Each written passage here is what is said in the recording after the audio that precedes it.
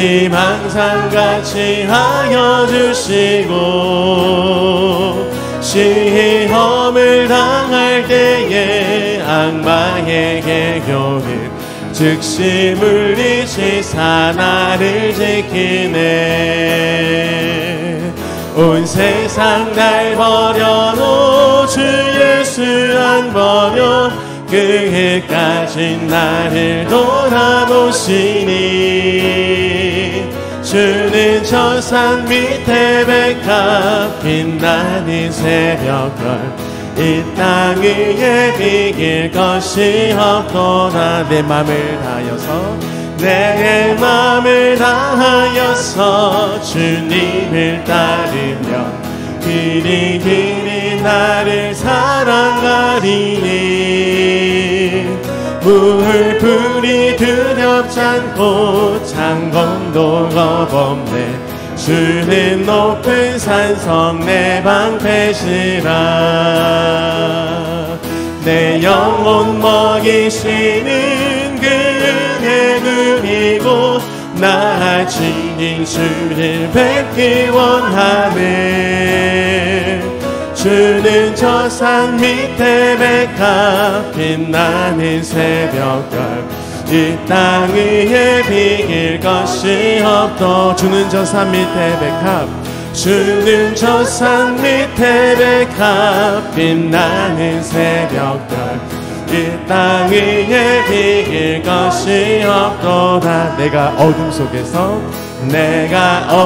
속에서 헤맬 때에도 주님은 함께 계셔.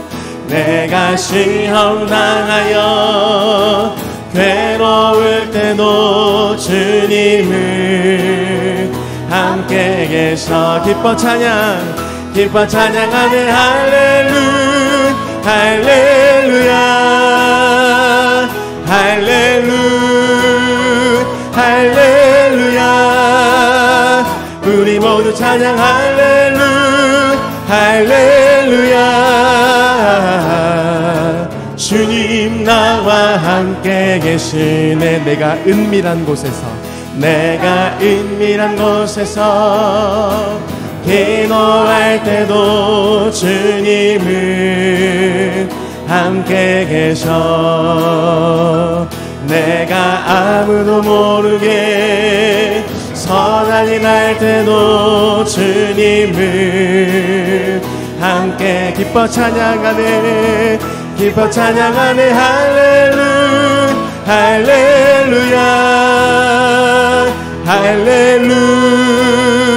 할렐루야. 우리 모두 찬양 할렐루야. 주님 나와 함께 계시네. 힘이 없고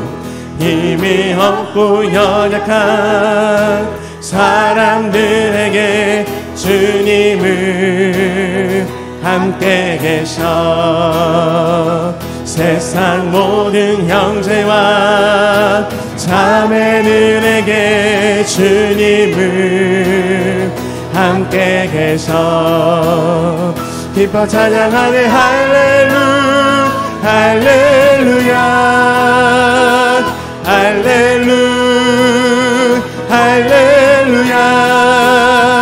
우리 모두 찬양 할렐루야.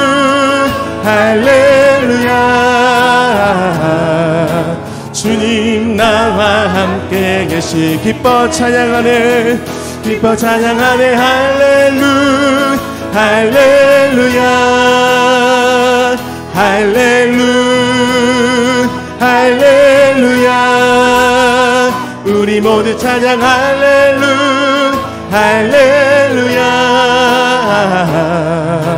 주님 나와 함께 계시네. 기뻐 찬양하네. 할렐루야.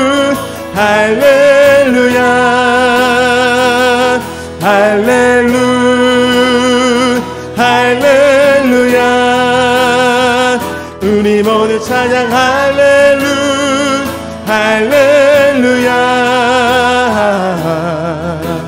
주님 나와 함께 계시네. 주님 나와 함께. 다시 한 번 더. 주님 나와 함께 계시네. 주님 나와 함께 계시네. 이 시간 함께 기도하길 원합니다. 주님, 여전히 어둡습니다. 여전히 시험당하여 괴롭고 연약하여 때로는 포기하고 싶습니다. 하지만 주님이 함께 계시니 기뻐합니다. 찬양합니다. 오늘처럼 예배합니다. 주님, 오늘 예배를 통해 또 만나 주옵소서. 그래서 더 기뻐하며 더 찬양하며 더 예배하는 그 인생을 살아가게 하여 주십시오라고 이 시간 함께 기도하겠습니다. 살아계신 하나님 아버지, 너무나 감사합니다. 우리가 기뻐 찬양하는 할렐루야라고 고백할 수 있는 그 이유는 하나님, 우리 시험 가운데에서도 괴로움 가운데 연약할 때에, 그래서 포기하고 싶을 때 가운데도 주님이 함께 계실 때이기 때문입니다. 하나님, 그로 인해서 우리가 언제나 찬양합니다. 오늘처럼 예배합니다. 이 은혜의 자리 가운데 우리를 불러주셨사오니 주님이 함께 계심을 말씀을 통해서 알게 하여 주시옵소서. 기도할 때 알게 하여 주시옵소서. 찬양할 때 또한 알게 하여 주시옵소서. 그래서 끝없이 하나님을 찬양하며 나가는 우리 모든 삶들이 되게 하여 주시옵소서. 우리 입술에서 끊임없이 할렐루야 찬양하네. 하나님, 그렇게 우리가 끊임없이 고백하는 우리 모든 성도들이 되게 하여 주시옵소서. 하나님, 오늘도 만나 주실 것을 기대하오니 함께 해 주시옵소서. 할렐루야 찬양하세. 내 모든 죄 사함받고 주 예수와 동행하니 그 어디나. 다시 한 번 더 고백합니다. 할렐루야 찬양하세. 할렐루야 찬양하세. 내 모든 죄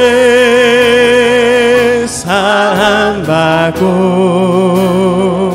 주 예수와 동행하니 그 어디나. 하늘나라 내 영혼이 은총 입어 중한 죄짐 벗고 보니 슬픔 많은 이 세상도 천국으로. 우리 목소리 높여서 2절 고백합니다. 주의 얼굴 뵙기 전에 멀리 뵈던 하늘나라 내 마음속에 이루어지니 날로 가깝도다.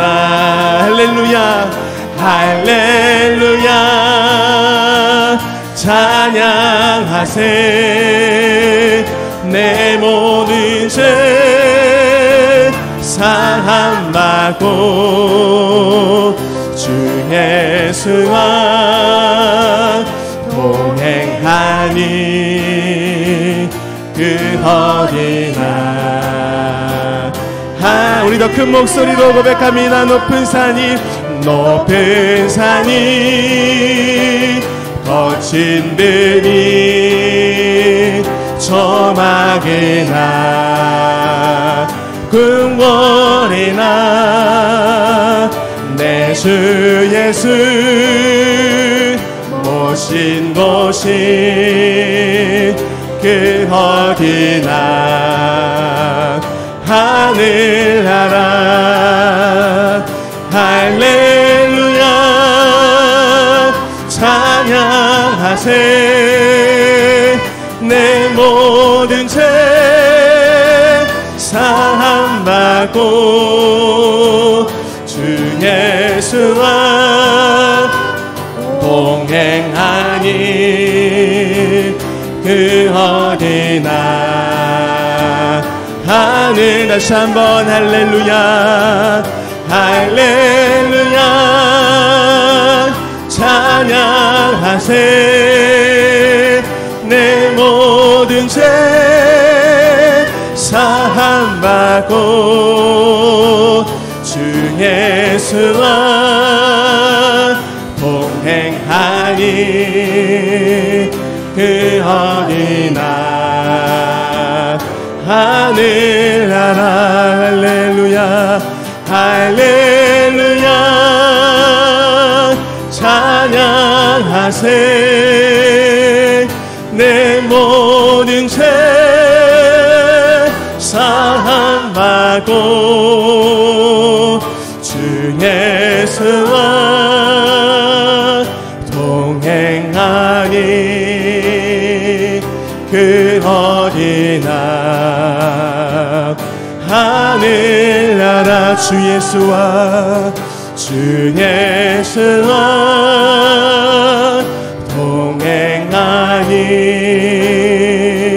그 어린 날 하늘나라 예루살렘아 예루살렘아 여호와를 찬송할지어다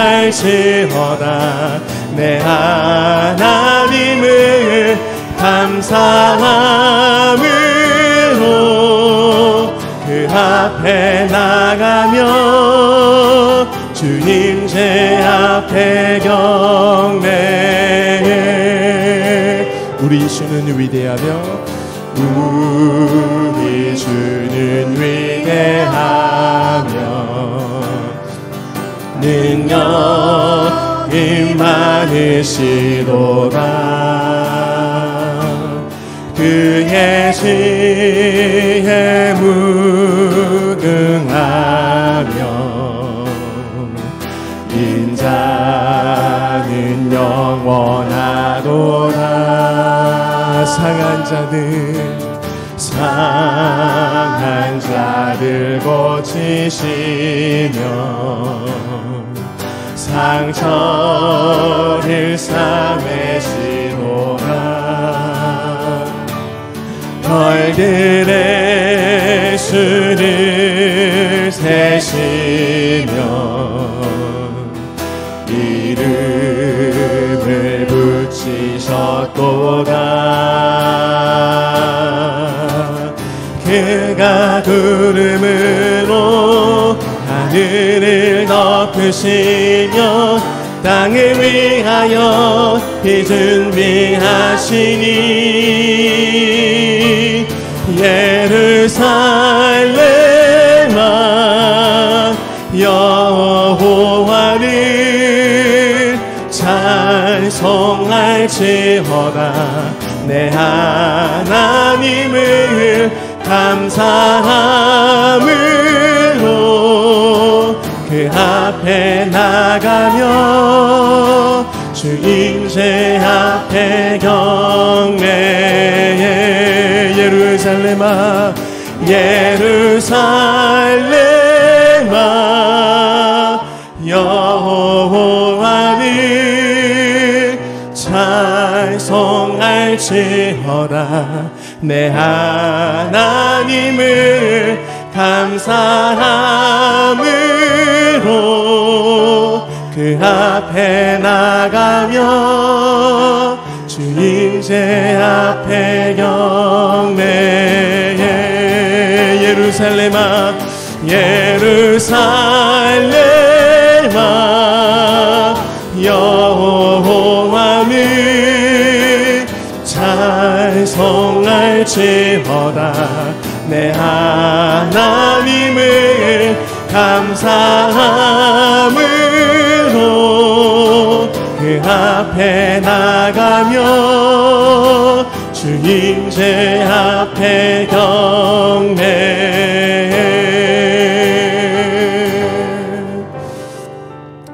우리 주님은 상한 자들을 고치시는 분이십니다. 그들의 상처를 싸매시는 분이십니다. 주님, 오늘 예배가 고침과 싸매심을 누리는 예배가 되게 하여 주옵소서. 우리에게 대해 눈을 떼지 못하시며 한시도 쉬지 않으시는 그 주님을 만나는 예배가 되게 하여 주옵소서.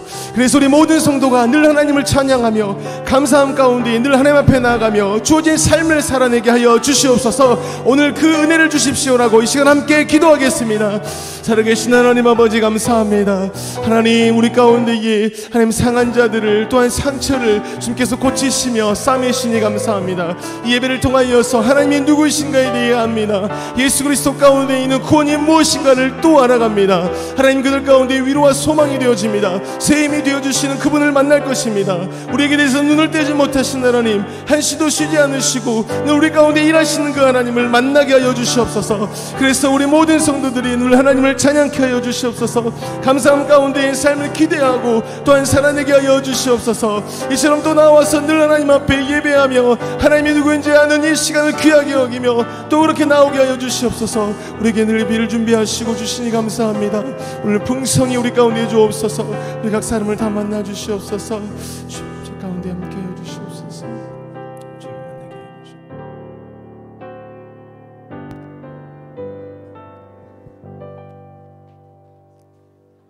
사랑과 은혜가 충만하시고 성령으로 우리를 도우시는 하나님, 우리를 주님의 자녀로 삼아 주셔서 주님을 경외할 수 있도록 인도하여 주시니 감사합니다. 우리들에게 세상에서 찢긴 심령의 위로를 받을 수 있도록 은혜 주시니 감사합니다. 우리에게 주님의 은혜와 사랑을 나누고 베푸는 믿음의 권속들이 되도록 은혜 내려 주시옵소서. 은혜의 주님, 분주한 세상 소리에 주님의 음성을 듣지 못했고 화려한 세상의 환경에 영의 눈이 어두웠습니다. 이 시간 주님께 왔사오니 몸도 마음도 영혼도 깨끗하게 씻어 주시옵소서. 지금 드리는 예배가 습관과 형식에 벗어나 신령과 진정으로 드리는 영적 예배가 될 수 있도록 도와주시옵소서.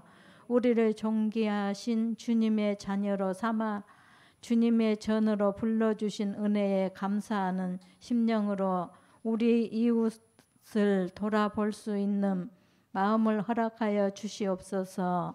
우리의 성품을 변화시키고 우리의 마음에 주님의 사랑으로 넘쳐나도록 인도하여 주시옵소서. 이 세대의 진리를 찾고자 안타까워하는 심령들을 주님께로 인도할 수 있도록 지혜를 더하여 주시고 우리의 입술이 주님의 사랑을 증거하기를 원하오니 주장하여 주시옵소서. 우리의 발길이 닿는 그 어디에나 주님의 복음을 증거할 수 있도록 복내려 주시옵소서. 마태복음의 족보는 혈통의 계보가 아니라 언약의 계보임을 알게 하셔서 감사합니다. 그리스도인의 삶은 깨달음이 중심이 아니라 믿음이 중심이다. 깨달음을 얻을 때까지 멈춰서지 말고 나를 사랑하시는 예수를 믿고 오늘 하루를 살아가라 하셔서 감사합니다. 잠언 16장 9절 사람이 마음으로 자기 길을 계획할지라도 그의 걸음을 인도하시는 이는 여호와시니라. 로마서 8장 26절 이와 같이 성령도 우리의 연약함을 도우시나니 우리는 마땅히 기도할 바를 알지 못하나 오직 성령이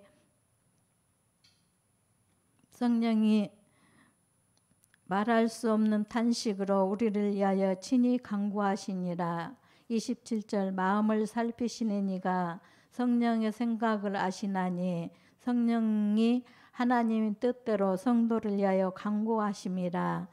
28절 우리가 알거니와 하나님을 사랑하는 자 곧 그의 뜻대로 부르심을 입은 자들에게는 모든 것이 협력하여 선을 이루느니라. 우리가 기도할 바를 모를 때에도 성령께서 우리를 위해 간구하시고 하나님은 모든 일을 선으로 이끌어 주셔서 감사합니다. 이 시간 주님의 말씀을 전하시는 목사님을 기억하시고 성령의 권능으로 인도하시고 우리에게 귀한 말씀을 들려질 때마다 성령께서 우리와 동행하시고 우리의 삶에 직접적으로 간섭하심을 체험하는 귀한 시간이 되게 하시고 믿음의 좋은 씨앗이 될 수 있도록 은혜로 함께하여 주시옵소서. 예수 그리스도 이름으로 기도드립니다. 아멘.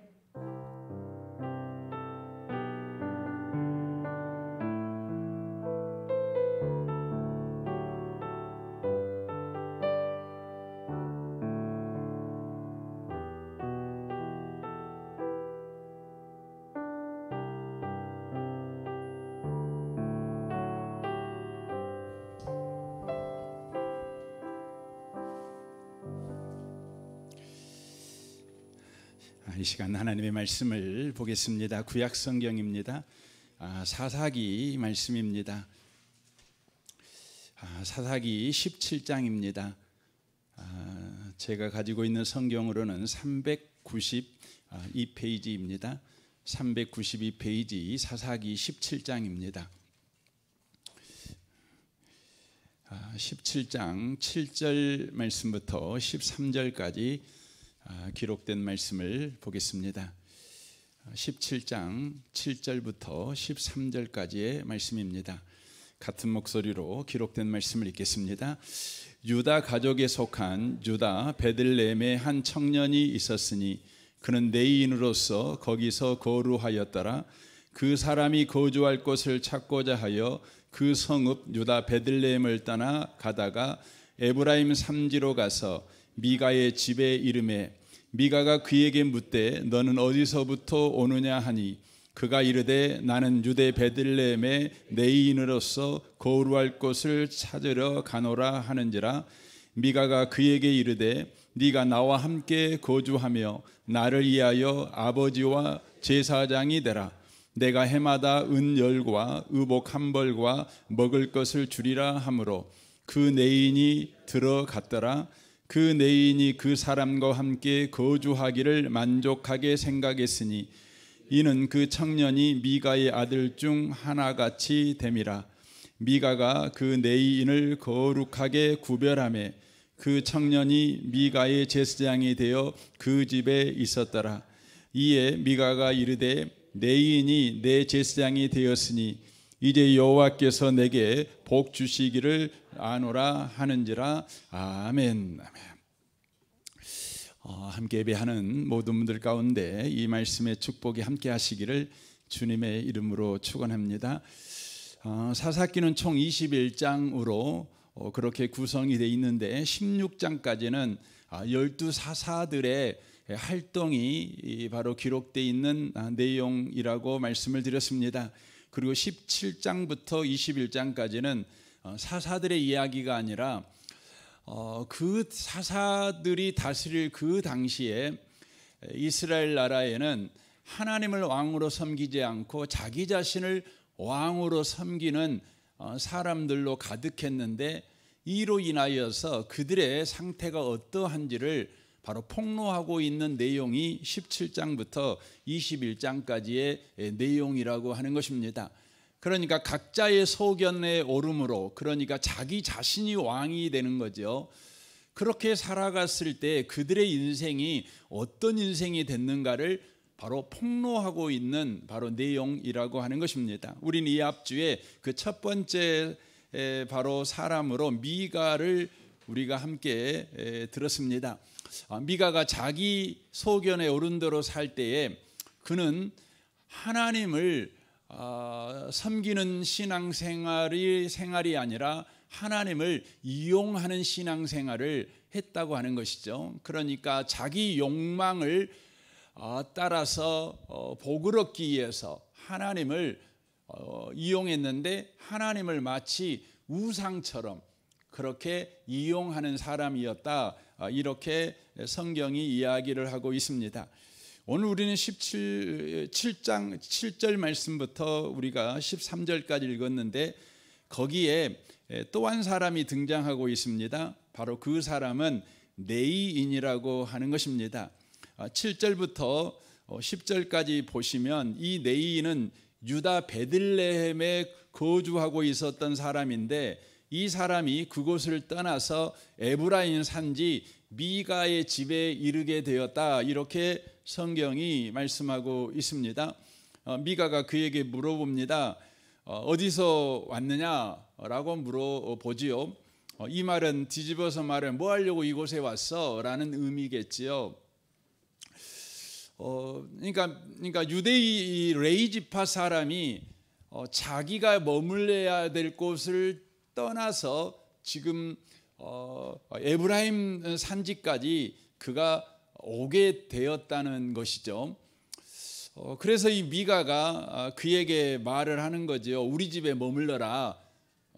그러니까 우리 집에 개인, 바로 네인, 개인 제사장이 되어주라. 그러면 우리가 연봉으로 은 10냥과 양복 한 벌과 먹을 것을 제공해 주겠다. 이렇게 말을 하게 됩니다. 은 한 냥은 노동자의 4일치 그 임금이 되는 겁니다. 그러니까 10만 원으로 하면 40만 원이죠. 그런데 은 10냥을 준다는 것은 연봉으로 400만 원을 주겠다. 이렇게 말을 하는 것이죠. 뭐 당시의 기준으로 보았을 때에도 큰 돈은 아닙니다. 그럼에도 불구하고 이 네이인은 그것을 너무너무 감사하게 생각을 하고 있는 것을 보게 되어집니다. 지금 이 장면은 레이인마저도 하나님을 왕으로 섬기는 사람이 아니라 자기 자신의 욕망을 왕으로 섬기는 사람이 되었다는 것을 말해주고 있는 것이죠. 그래서 이 네이인은 돈 때문에 개인적으로 고용되는 바로 제사장이 되어버리는 것입니다. 그러니까 돈 때문에 제사장이 되는 것이죠. 여러분, 네이인의 역할은 뭡니까? 하나님의 말씀을 바로 전달하는 것이죠. 그리고 하나님께 예배 드리는 역할을 담당한 사람이죠. 그런데 돈 받고 여러분 그 일을 바르게 할 수가 있겠습니까? 그럴 수 없을 것입니다. 그래서 17장 13절에 보면 미가가 이렇게 말합니다. 네인이 내 제사장이 되었으니 이제 여호와께서 내게 복 주실 줄을 아노라 라고 되어 있습니다.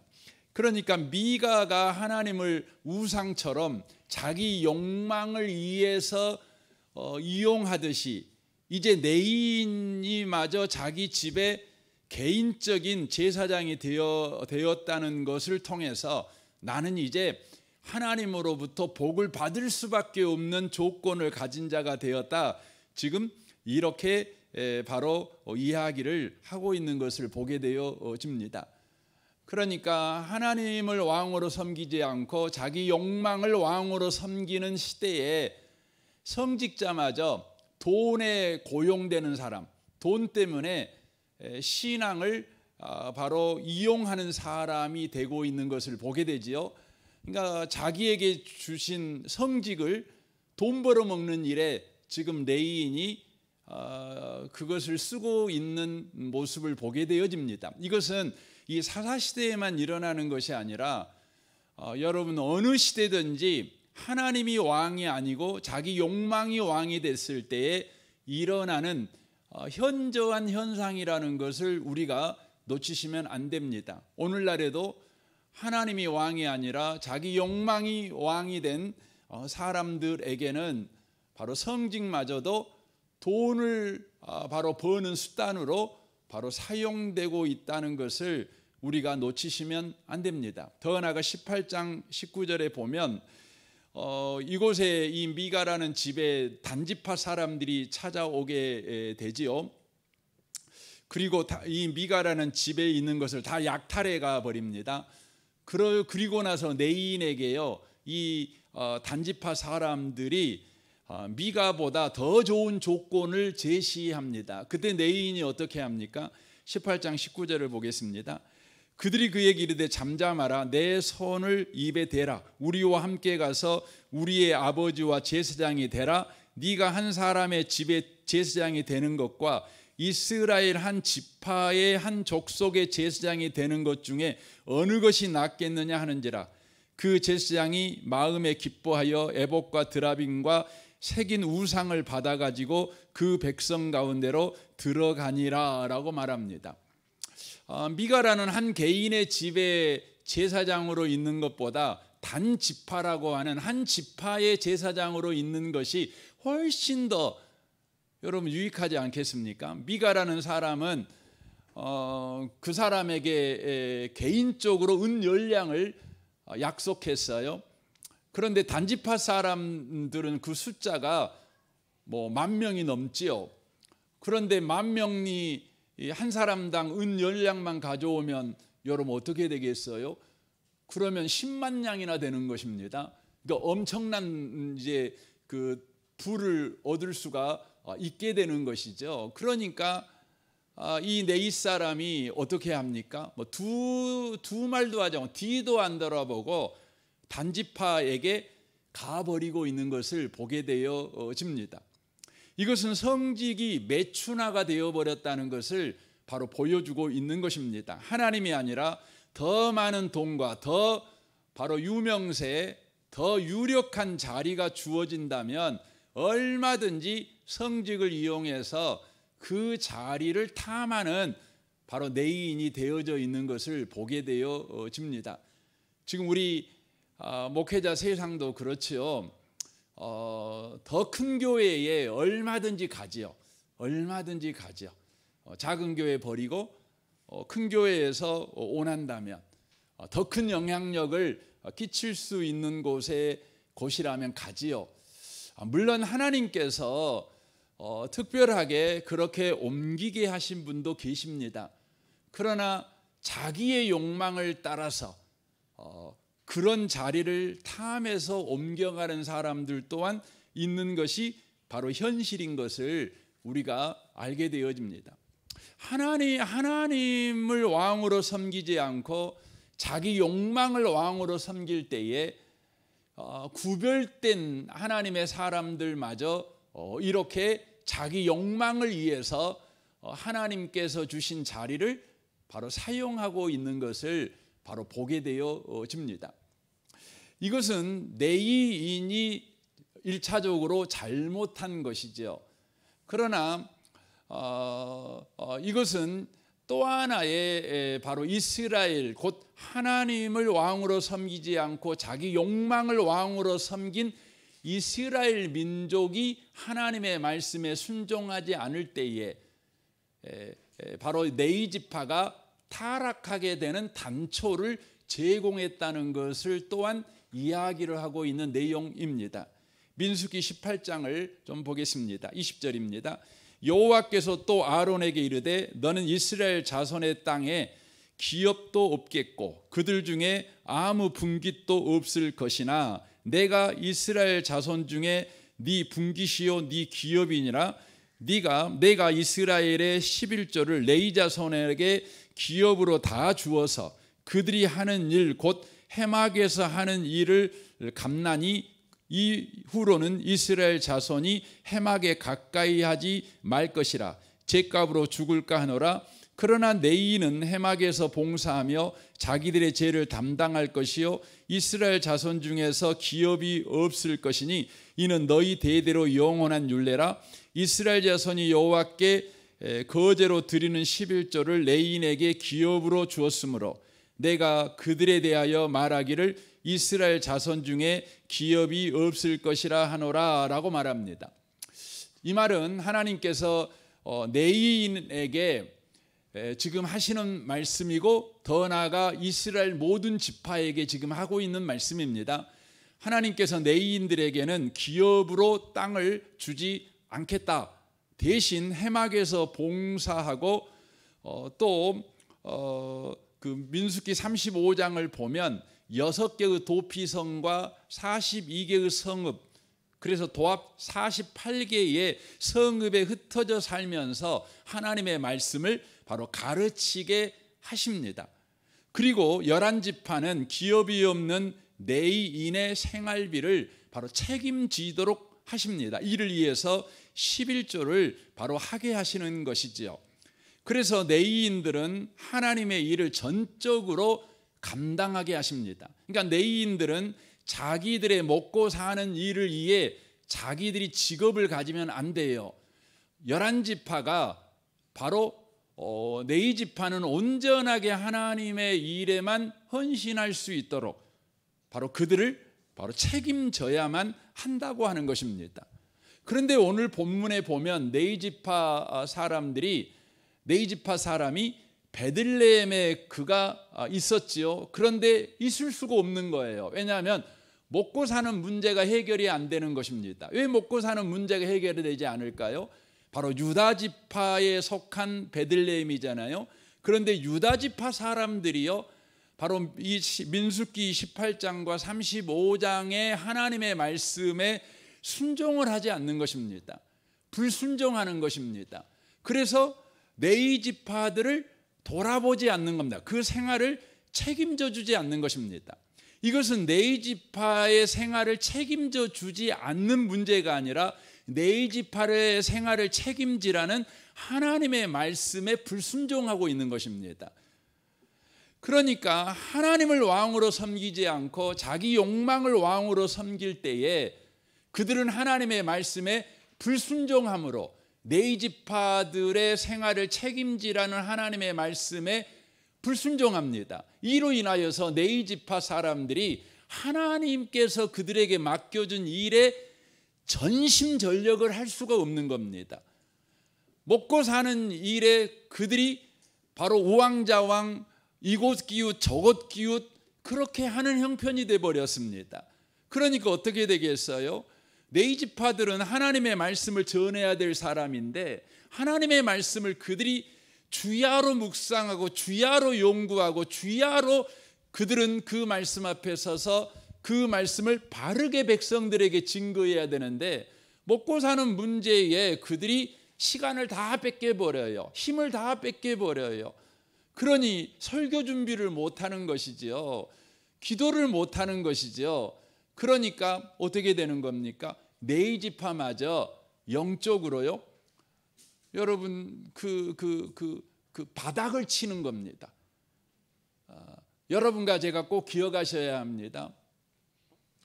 이로 인하여서 신앙에 바로 심각한 문제가 바로 도래하게 되었다는 것을 바로 성경이 바로 이야기를 하고 있다고 하는 것입니다.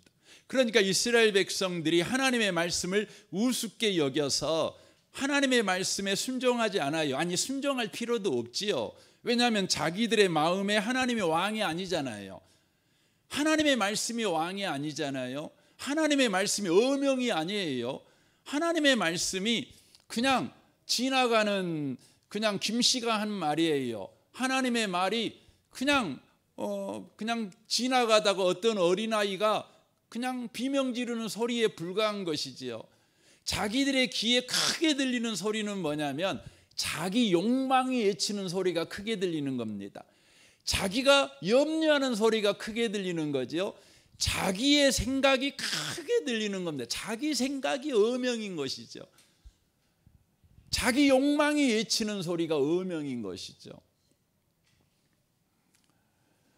여러분, 그렇게 되게 되어지니까 하나님의 말씀대로 순종 안 하니까 여러분 레위인들이 어떻게 해요? 하나님의 말씀을 전심전력해서 또 하나님의 일을 전심전력해서 할 수가 없는 것이에요. 그러니 여러분, 이게 악순환이 되는 것입니다. 말씀을 들어야 믿음이 회복될 건데 말씀을 전해야 될 자들이 먹고 사는 문제에 지금 허덕거리고 있는 것이죠. 여러분, 지금 저희 교회 이야기를 하려고 하는 게 아니에요. 저희 교회는 정말 저를 잘 섬깁니다. 저는 감사하게 생각을 합니다. 혹시나 여러분들이요, 그 아주 적은 개척교회를 갔다고 하더라도요, 여러분 아무리 교회가 적어도요, 여러분 교회에서 섬기는, 혹시나 여러분 나중에 교회에 여러분 목회자가 여러분 일하지 않게 하세요. 그리고 그분들이 하나님의 말씀을 주야로 묵상해서 여러분 날카롭고 예리한 하나님의 말씀을 증거하게 해주세요. 중요한 것입니다. 혹시나 여러분 우리 교회 말고 여러분이 아는 목사님 가운데 그런 목사님 계시면 여러분이요 우리 교회 헌금도 해야 되겠지만 여러분 그런 분들이 있다면 여러분이요 기도하는 중에 좀 섬겨주세요. 그래서 여러분 그런 목사님들이 하나님의 말씀에만 전심전력하게 해주세요. 여러분 중요한 것입니다. 느헤미야서를 보면 이스라엘 민족이 바벨론 포로에서 예루살렘으로 귀환하지 않습니까?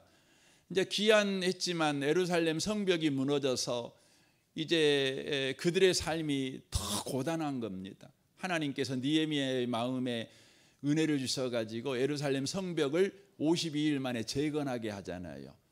그리고 이제 느헤미야가 그쪽에 있으면서 신앙 부흥 운동을 시킵니다. 부흥 운동을 일으킵니다. 그때 수문 앞 광장에서 이제 그 에스라가 설교를 탁 하잖아요. 그때 사람들이 울며 불며 은혜를 받습니다. 영적 부흥이 일어나죠. 하나님의 말씀을 바르게 증거하는 종이 세워지게 될 때에 여러분 회복이 일어나는 것입니다.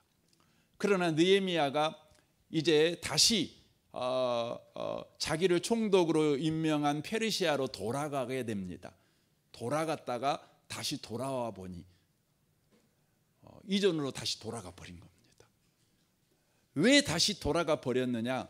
느헤미야 13장 10절은 이렇게 말합니다.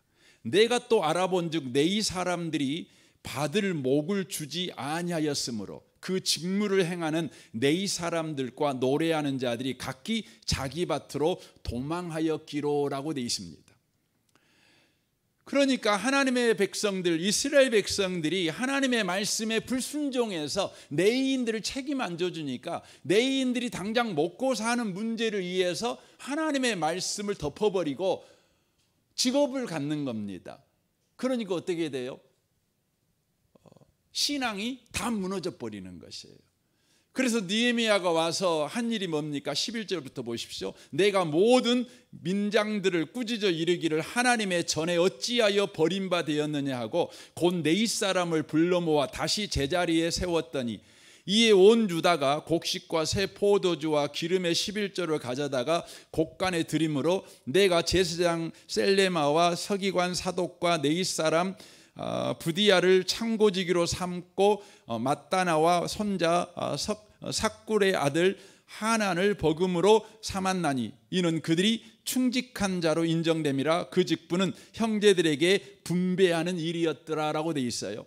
그러니까 느헤미야가 돌아와가지고 내인들 다시 다 돌아오게 합니다. 그리고 내인들의 생활을 책임져 줍니다.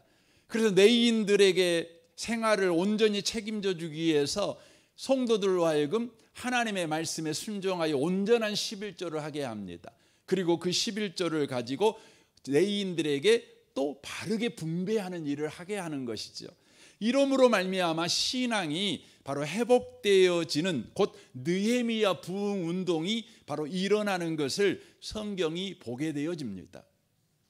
성경에서 바울 사도를 보면 바울 사도는 이 부분을 잘 못합니다. 그래서요, 그가 고린도 후서를 쓸 때에 자신이 이 부분을 잘못한 것에 대해서 용서를 빕니다. 고린도 후서 12장 13절입니다. 여러분이 나나 하나님께로부터 다른 교회들에 비해 덜 받은 것이 있습니까? 그러니까 나나 하나님으로부터 여러분한테 내가 덜 받게 한 것이 있습니다, 이 말을 하는 거예요. 여러분이 덜 받은 것이 한 가지가 있다는 거예요. 덜 받게 자기가 했어요, 하나님한테. 그 뭐냐? 바로 내 생활비를 책임지지 않은 것 말입니다. 참 미안하게 되었습니다. 여러분에게서 그 책임을 빼앗은 것을 용서해 주시기 바랍니다 라고 말합니다. 이건 고린도 후서거든요. 고린도 후서는 고린도 전서를 쓴 다음에 1년 후에 쓰여집니다. 근데 1년 전 고린도 전서에서 9장에 보면 바울 사도는요, 이런 이야기를 합니다. 내가 여러분들한테 폐를 끼치기 싫어서 여러분들한테 내가 생활비를 안 받았다. 대신 내가 자비랑으로 그냥 목회를 했다. 이야기가 나옵니다. 그래서 많은 그 성도들은요, 바울이 자비량으로 선교사했다 이것만 생각해요. 그런데 바울 사도는 고린도 후서에 와서 그것이 잘못된 일이라는 걸 반성합니다. 미안하다. 너희들한테 헌금을 마땅해야 되는데, 이거는 왜냐하면 하나님의 말씀이잖아요. 그러므로 목회자는 껄끄러워 가지고, 저도 여러분 목회자로서 그 목회자 이야기를 하면 괜히 쑥스럽고 좀 이상하잖아요. 괜히 좀 뭐랄까, 나보고 나 잘해라 이런 소리 같아 가지고 그러잖아요. 그러니까 바울도 그 부분이 있었죠. 근데 이 부분은 나한테 잘하라는 말이 아니라 하나님의 백성이라면 하나님의 말씀에 당연히 순종해야 되는데 순종하도록 가르치지 않았어요. 여러분, 순종하도록 가르치지 않은 것에 대해서 용서를 구합니다. 그러므로 왜 용서를 구하냐면, 하나님께 순종하면 순종한 사람이 하나님의 복에 참여하게 되는데, 하나님의 복에 참여하는 그 기회를 바로 바울 사도가 자기가 그냥 괜히 오해 살까 봐 말 안 함으로 말미암아 그것을 차단해 버린 거라는 거예요. 그래서 빌립보서 4장 15절을 보십시오. 빌립보 교우 여러분, 여러분도 아는 바와 같이 내가 복음을 전파하던 초기에 마게도냐를 떠날 때에 주고받은 일로 나에게 협력한 교회는 여러분밖에 없습니다. 내가 데살로니가에 있을 때에도 여러분은 내가 쓸 것을 여러 번 보내어 주었습니다. 나는 선물을 바라지 않습니다. 나는 여러분의 장부에 유익한 열매가 늘어나기를 바랍니다. 그것은 아름다운 향기이며 하나님께서 기쁘게 받으실 제물입니다. 나의 하나님께서 자기의 풍성하심을 따라 그리스도 예수 안에 있는 영광으로 여러분에게 필요한 것을 모두 채워주실 것입니다 라고 돼 있어요. 그러니까 목회자를 잘 섬겨라 이 말이 아니라, 목회자를 섬기는 부분은 목회자와 성도와의 관계가 아니라 하나님께서 성도들에게 하신 말씀이에요. 그러므로 그 말씀에 순종할 때에 목회자가 그 말씀에 순종하는 성도에게 복을 주는 것이 아니라 하나님이 그 성도에게 복을 주신다는 것이죠. 하나님의 풍성하심을 따라 우리의 모든 필요를 채워주시는데, 바울 사도가 고린도 교회 성도들한테 그 복을 받지 못하도록 자기가 안 했다는 것을 미안합니다. 지금 그렇게 말하고 있는 것입니다. 갈라디아서 6장 6절을 보십시오. 가르침을 받은 자는 말씀을 가르치는 자와 모든 좋은 것을 함께 하라. 스스로 속이지 말라. 하나님은 업신여김을 받지 아니하나니 사람이 무엇으로 심든지 그대로 거두리라. 자기 육체를 심는 자는 육체로부터 썩어지는 것을 거두고 성령을 위하여 심는 자는 성령으로부터 영생을 거두리라 라고 되어 있습니다. 그러니까 자기의 육체를 위하여 심는 자는 뭐냐면, 자기가 왕이 되어서 자기 생각대로 하는 사람은 자기 생각을 거두겠지요. 로마서 8장에 보면 육신의 생각은 사망이잖아요. 그걸 거두겠지요. 근데 성령을 위하여 심는다는 말은 뭡니까? 하나님의 말씀에 순종하여 심는 자, 곧 영의 생각을 쫓아 심는 자는 뭡니까? 여러분 평강을 얻습니다. 평강과 생명을 얻습니다. 그렇게 돼 있죠. 이것은 바울 사도가 이렇게 말을 하는 이유는 예수님께서 그렇게 말씀하셨기 때문에 그렇습니다. 마태복음 10장 9절입니다. 너희 전대에 금이나 은이나 동을 가지지 말고 여행을 위하여 배낭이나 두벌옷이나 신이나 지팡이를 가지지 말라. 이는 일꾼이 자기 먹을 것 받는 것이 마땅하니라라고 돼 있어요. 그러니까 복음 전하는 사람이 바로 먹을 것을 받는 것, 이건 마땅한 거예요. 이 말은 다른 말로 말하면 복음을 들은 사람이 복음을 전하는 사람에게 먹을 것을 주는 건 뭐라고요? 마땅한 거예요. 이건 상식이에요. 마땅한 것이죠. 계속 들어보십시오. 어떤 성이나 마을에 들어가든지 그 중에 합당한 자를 찾아내어 너희가 떠나기까지 거기서 머물라.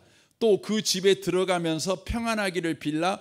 그 집이 이에 합당하면 너희 빈 평안이 거기 임할 것이요 만일 합당하지 아니하면 그 평안이 너희에게 돌아올 것이니라 라고 되어 있습니다. 여러분, 합당하다는 말이 무슨 말입니까? 마땅히 해야 될 일을 하는 것이에요.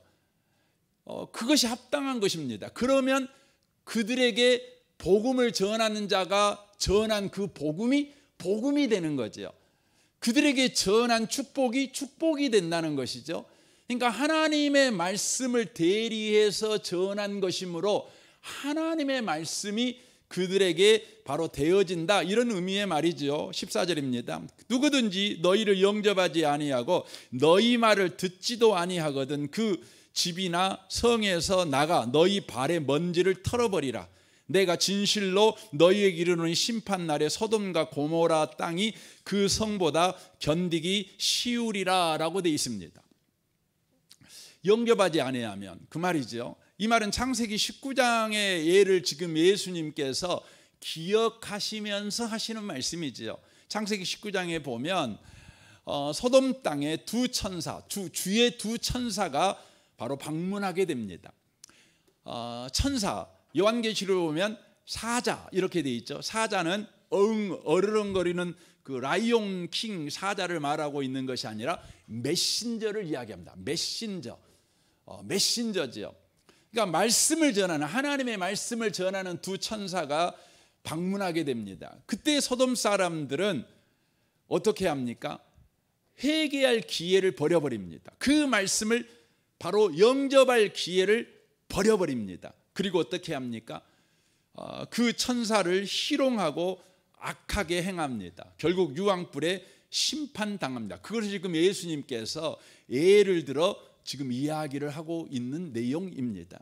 사랑하는 성도 여러분, 하나님을 왕으로 섬기지 않고 자기 욕망을 왕으로 섬길 때에 여러분 성직자들이 바로 욕망에 사로잡혀 먹고 사는 일을 위해 성직을 버리고, 아니 또 성직을 이용하여 먹고 사는 일에 급급한 자가 된다는 것이죠.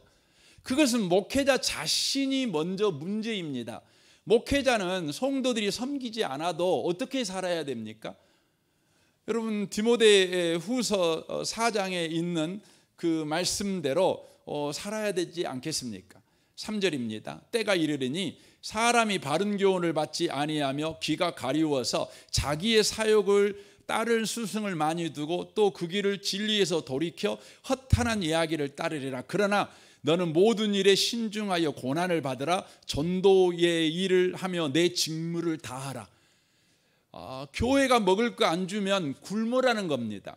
굶어 죽으라는 겁니다. 그럼에도 불구하고 너 먹고 사는 일을 위해서 딴짓하지 말고 고난받아라. 그리고 네 직무를 다해라. 이렇게 지금 이야기를 하고 있는 것입니다. 성경이 그렇게 말하고 있는 것입니다. 지금 한국교회가 이중직 문제로 지금 고민이 많아요. 지금 우리 교단은 아직 이중직을 정식으로 허용하지 않았지만 허용하는 분위기입니다. 우리 노예만 해도요 24개 교회가 있는데 그 24개 교회 가운데 적어도 제가 볼 때는 60% 정도, 그러니까 한 15개 정도 교회 목사님들은 여러분 아침에 새벽 기도 끝나자마자 뭐 하냐면 대부분 택배를 하든지 뭔가를 하십니다. 아니 또 새벽 기도를 안 하시고 또 하시는 분들도 계시는 것을 보게 되어집니다. 그분들의 생활을 제가 볼 때에 충분히 이해가 됩니다. 그래서 이런 부분은 노예나 또 우리 시차례에서 아무튼 살펴서 그분들이 목회에만 전념할 수 있도록 해보려고 노력은 하고 있지만 그게 사실은 역부족입니다. 여러분 그래서 조금이라도 여력 있는 교회가 좀 더 여러분 소위 그 노예의 상납금이라고 내요. 냅니다. 우리 교회에도 상납금을 내지요. 저희 교회가 여러분 상납금을 적게 내는 교회는 아닙니다. 뭐 저희 시찰만에서도 두 번째로 많이 내는 교회입니다. 그럼에도 불구하고 사실은 더 내야 됩니다. 왜냐하면 너무 어렵고 힘든 사람이 많으니까. 그러니까 저는 이 말씀을 준비하면서 그분들에게 이게 정제가 안 됐으면 좋겠다. 그럼에도 불구하고 하나님의 영이 충만하게 임해서 내가 굶어 죽더라도 말씀 전하다가 굶어 죽어야지. 더 날카롭고 예리한, 더 선명한, 더 순전한 하나님의 말씀만을 내가 증거해야지라는 바로 영적 부흥이 목회자들 사이에 일어나는 은혜가 있었으면 좋겠다. 이건 내 자신에게도 적용되는 문제이겠죠. 바울 사도는 말합니다. 나는 선한 싸움을 싸우고 나의 달려갈 길을 마치고 믿음을 지켰으니 이제 후로는 나를 위하여 의의 면류관이 예비되었으므로 주곧 의로운 재판장이 그날에 내게 주실 것이며 내게만 아니라 주의 나타나심을 사모하는 모든 자에게도니라. 이 땅에 소망을 두지 않고 곧 만날 우리 주 예수 그리스도, 아니 곧 다시 오실 예수 그리스도, 그분 앞에 설 날에 부끄럽지 않는 바로 목회자가 되는 것, 그것을 위해서 목회자가 살아야 되겠죠. 살아야 되겠죠. 저는 여러분들이 저를 이슈로 해서 당장은 저희 노예가 광주 제1노예입니다. 그리고 우리가 속한 시찰이 북부 시찰입니다. 저희 노예가 총 87개 교회가 있습니다. 또 여러분 그 광주에는 많은 교회들이 있는데 뭐 1,500개 교회가 있다고 그럽니다. 1,500개 교회 가운데 여러분 실제 자립하는 교회가 여러분 그렇게 많지 않습니다. 많지 않습니다. 우리 노예만 해도 실제 자립하는 교회가 몇 개냐? 그러면 80여 개 교회 가운데 한 20여 개 교회 정도 될란가 모르겠습니다. 나머지 거의 60여 개 교회들은 자립을 할 수가 없습니다. 보조를 받고 또 목사님들이 다른 그 생각을 해야만 되는 그런 상황 가운데 놓여 있습니다. 그럼에도 불구하고 바로 죽으면 죽으리라. 내가 하나님의 말씀의 종이니까 말씀의 종만 되리라. 절대 생활의 종이나 먹고 사는 문제의 종이 되지 않으리라. 이런 부분에 목회자가 될 수 있도록 여러분과 제가 꼭 기도해 주셔야 돼요. 이것은 여러분이 저를 위해서 당연히 기도하시겠지만 우리 주변 교회를 위해서도 여러분 꼭 기도하셔야 됩니다. 그뿐만 아니라 여러분들이 하나님의 말씀에 순종하는 신앙생활을 또한 해야 된다는 겁니다. 이건 지금 이사야 사사기이기 때문에 구약 성경에 해당되는 거 아닙니까? 라고 말해서는 안 됩니다. 이건 신약 성경에서도 좀 전에 제가 많은 성경 구절과 예수님이 직접 하신 말씀을 통해 말씀을 드렸지만 여전하게 그런다는 것입니다.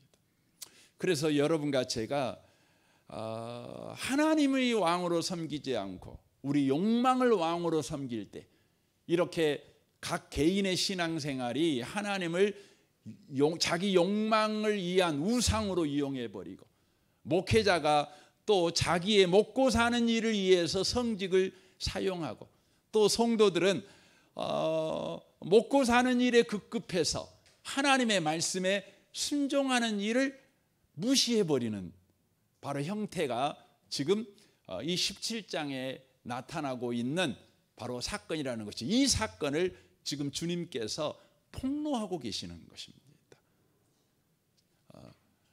여러분 이 말씀이 여러분에게 들렸으면 좋겠습니다.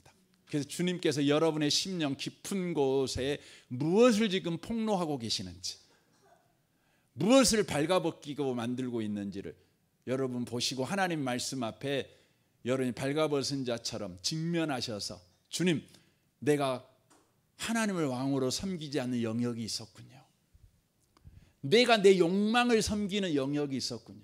주님, 내가 돌이킵니다. 주님만 나의 왕이십니다.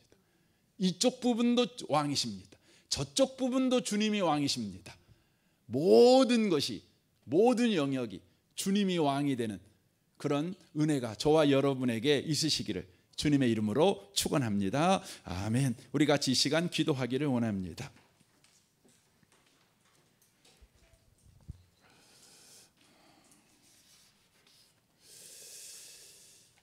이 시간 기도할 때 주님, 우리가 주님을 왕으로 예배하고 있지만, 찬양하고 있지만 우리의 실상은 우리 욕망이 왕인 것을 고백합니다. 주님, 오늘 말씀을 드릴 때 하나님이 왕이 아니라 내 욕망이 왕인 영역을 우리가 보게 됩니다. 주여, 우리를 불쌍히 여겨 주십시오. 주님이 우리 왕이십니다. 그러므로 하나님, 왕이신 하나님의 말씀을 어명으로 받습니다. 순종함으로 나아가기를 원합니다. 그리하여 우리의 무너진 신앙이 바로 다시 든든한 성벽이 세워지는 회복되어지는 은혜가 있기를 원합니다. 우리 시간 여러분 각자 주님 앞에 기도하는 시간을 좀 가졌으면 좋겠습니다. 기도하겠습니다. 오 하나님 아버지 감사합니다. 오 주님께서 우리에게 그 은혜를 허락하여 주셔서 이렇게 주님 앞에 있게 하시니 감사합니다.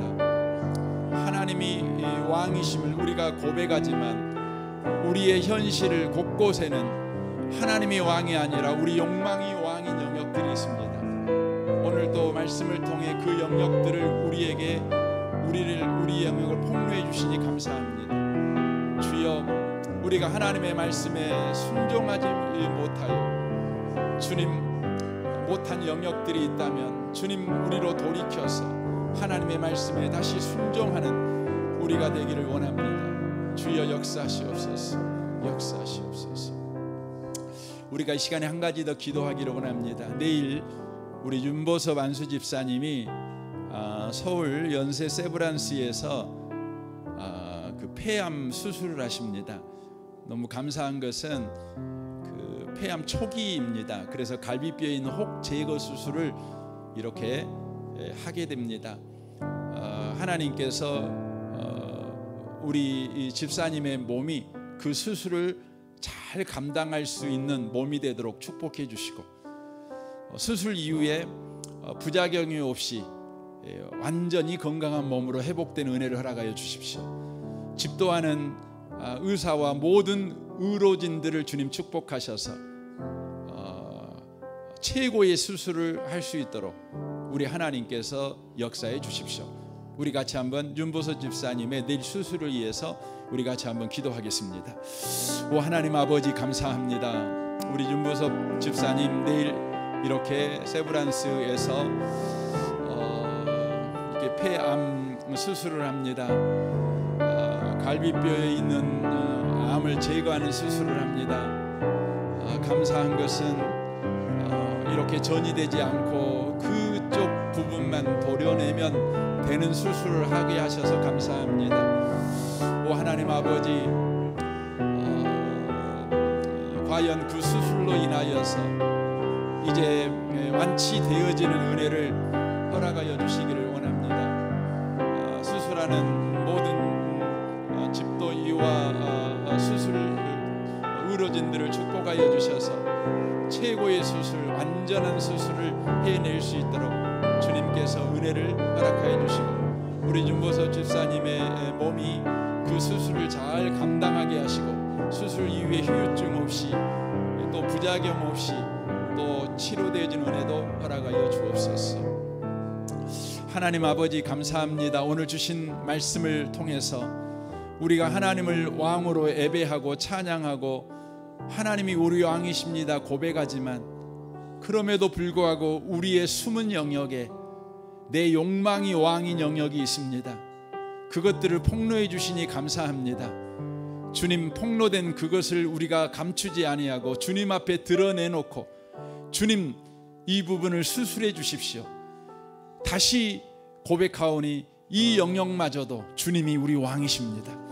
그러므로 하나님의 말씀에 순종함으로 영적 부흥을 경험하게 하시고 참된 신앙의 회복을 경험하는 우리 모든 성도 되는 은혜를 허락하여 주옵소서.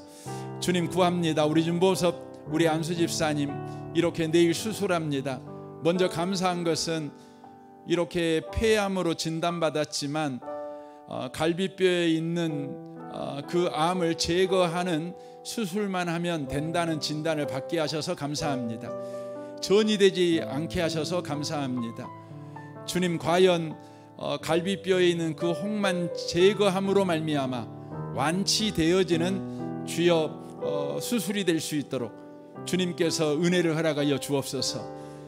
부작용이 없게 하시고 후유증이 없도록 우리 하나님께서 특별하게 은혜로 우리 윤보섭 집사님을 축복하여 주옵소서. 주님의 치료의 광선을 발하여 주옵소서.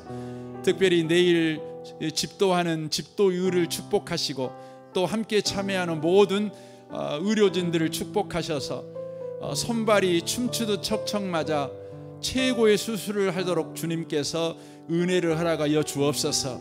투입되는 모든 약물과 또 마취 약도 축복하셔서 잘 때 자게 하시고 깰 때 깨게 하시고 약물이 가지고 있는 모든 이로운 점만 몸에 작용하게 하시고 약이 가지고 있는 모든 부작용은 완전히 제거하여 주옵소서. 주님이 이 일을 통해서 홀로 영광을 받으시며 우리 윤보석 집사님뿐만 아니라 그 가정이 다시 한번 하나님 때문에 뜨거워지며 믿음이 충만해지는 가정이 되고 우리 교회도 하나님의 살아계심의 큰 증거를 얻는 이번 일이 되게 하여 주옵소서. 주님만을 찬양합니다. 예수님의 이름으로 기도합니다. 아멘.